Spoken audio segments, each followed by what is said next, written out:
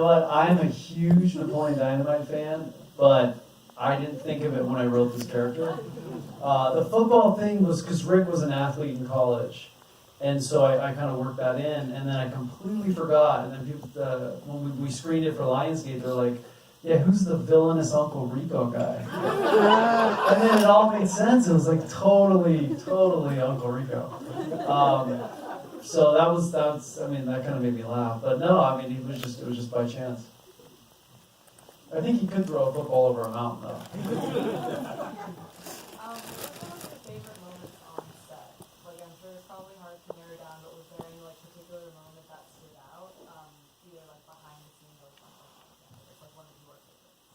I think it had to be in Arizona when we were filming at Texas Canyon.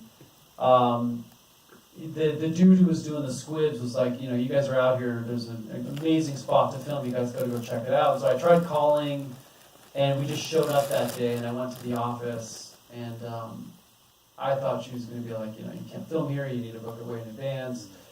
And I said, she had to sign in, and she's like, what are you shooting? I was like, oh, just some family photos. She's like, that's wonderful. It'll be $10. Like, here, take 20. And so we literally drove, it was a huge property. It's where they shot the original 310 to Yuma, a lot of John Wayne westerns. It was where all those rocks are. So we drove as far as we could around the corner, found the spot, we're filming the whole day, getting to the point we finally are about to have our ending. I'm on my knees, Rick has me at gunpoint, the boom is out, there's blood everywhere. And this older dude starts coming around the corner on a horse. And I'm like, oh no. He's like, what the hell is going on here? And I was like, just shooting some family photos.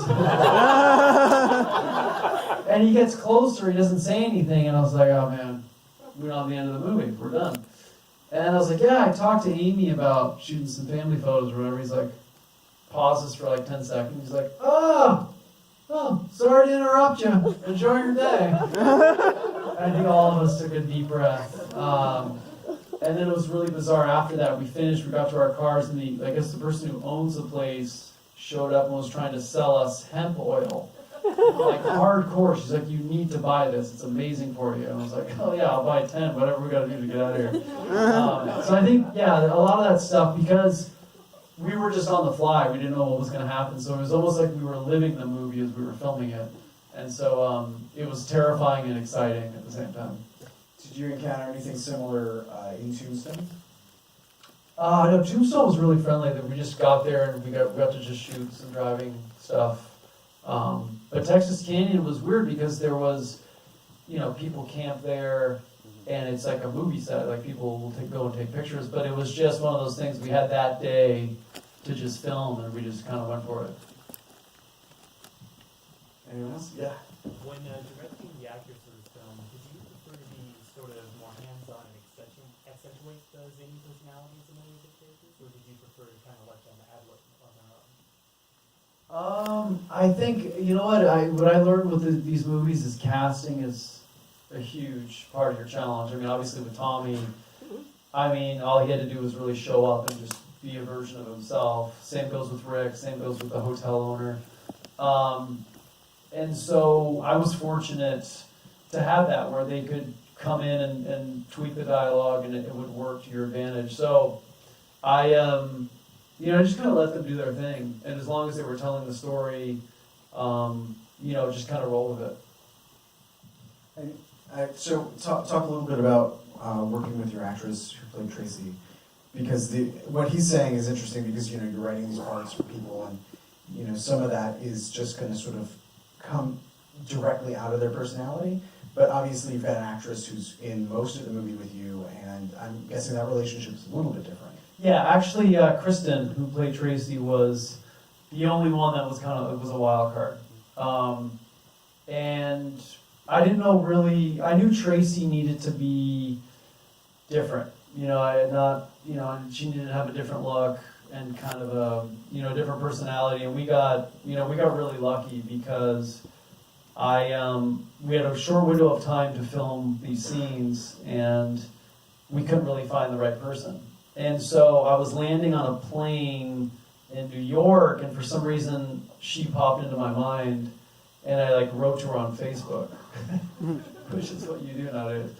And so I just wrote to her, and she showed up to the morgue set, and she was really terrified. She'd never heard of the room, she didn't know anything, and she's like, I don't even know why I'm showing up. And so she showed up to the morgue, and I have like cuts on my face, and I'm kind of distracted, and then Tommy is there like looking her up and down and grunting. So it wasn't looking good, and then I think we had a short conversation. She thought, okay, why not, I'll go for it. And so she agreed to do it, and yeah, I mean, again, we got lucky because she just showed up and kind of fit the part. And, you know, it's tough to say. If we would have auditioned a ton of actresses, you don't know what the right fit is. And a lot of that came with her having a good sense of humor, having never seen the room, but being able to take Tommy seriously. So in her scenes, it's like she wasn't trying to go for laughs. She was just treating him as being bizarre because that's what she was seeing. So I think for the Tracy character, it was important to have someone who came in blind and didn't know the backstory of what we were making. Yes? Well, how long were you on the boat when you say you were doing it on the fly? We were, so Volume 2 was a lot shorter the film than Volume 1, because I think with Tommy, you know, it would take days sometimes to get the scenes right, and because that was such a big part of the movie, we focused on that. But we were in Arizona for about 11 days, so we had a lot to do, and we learned what we really needed, because a lot of times you'll write scenes that you think you need all these beats, but a lot of times you only need one or two of them, and so we just tried to make the most of our time when we were out there. Yeah. Do you have plans to make more films with Tommy in the future? Yeah, I mean, he's such a great character. You know, there's always obviously a spot for him, but you know, the next thing I'm working on is a horror film. So I think he would lend pretty well to that. In some capacity. Rick will definitely be in that.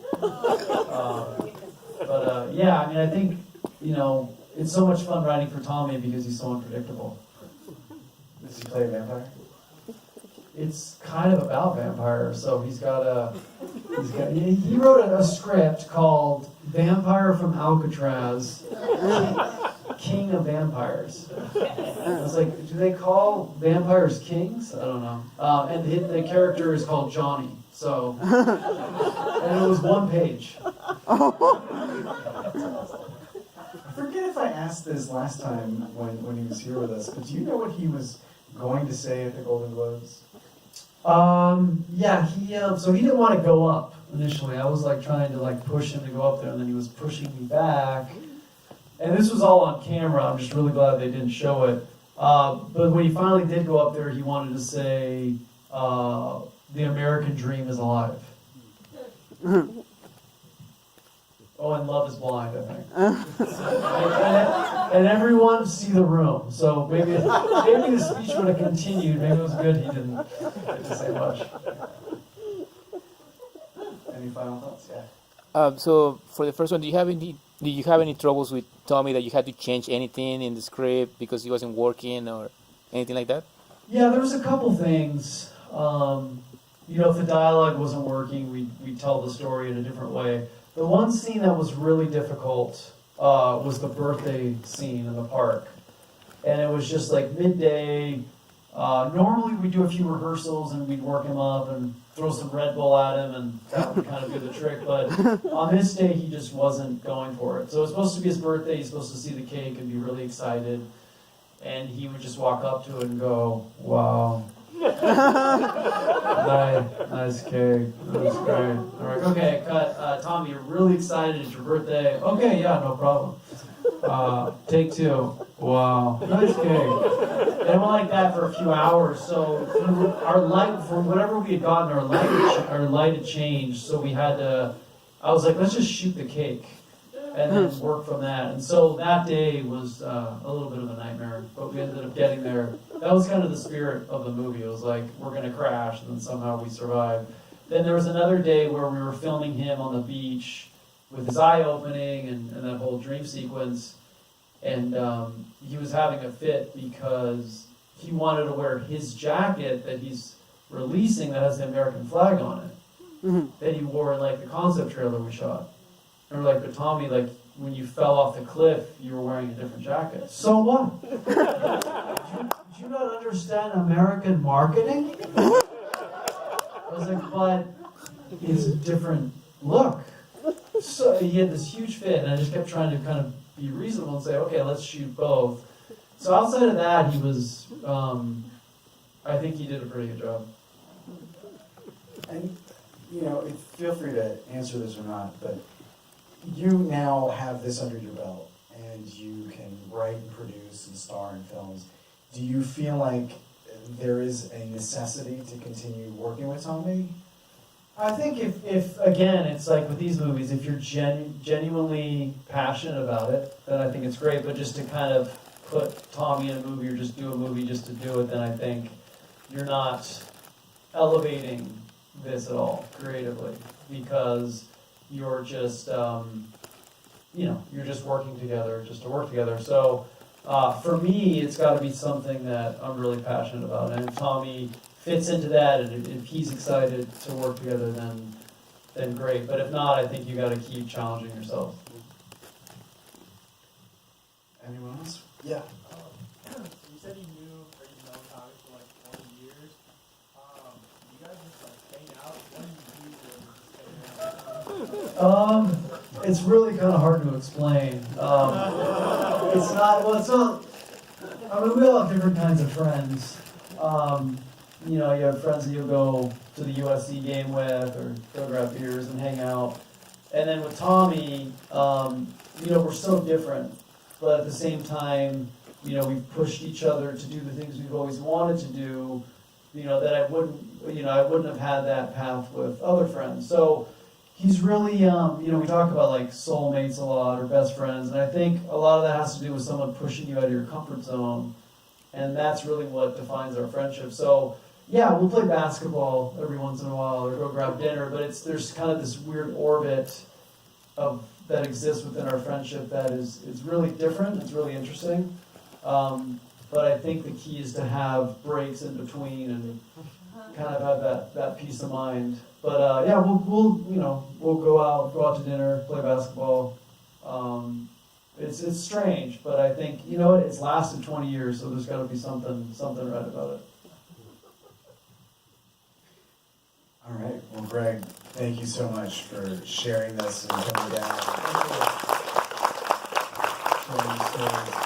And now we can say the film is available through Lionsgate on home video and DVD. Yeah, it's online. You can download it. So get the word out.